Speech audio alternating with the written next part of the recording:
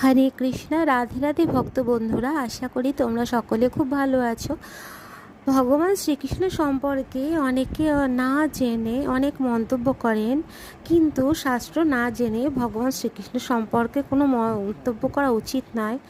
অনেকে বলেন যে ভগবান শ্রীকৃষ্ণ যদি ভগবানই হন তাহলে কেন তিনি 16,000 কন্যাকে বিয়ে করেছিলেন। আসলে সেটা সত্য নয়। আর সেই 16,000 কন্যাকে নাকাসুর নামে এক অসুর অনেক দিন বন্দি করে রেখেছিলেন। দীর্ঘদিন বন্দি করে রাখার ফলে সেই কন্যারা উদ্ধার হতে পারছিল না। তখন সেই কন্যাদেরকে উদ্ধার করতে না পারায় ভগবান সেখানে যান, আর ভগবান সেই 16,000 কন্যাকে উদ্ধার করেন।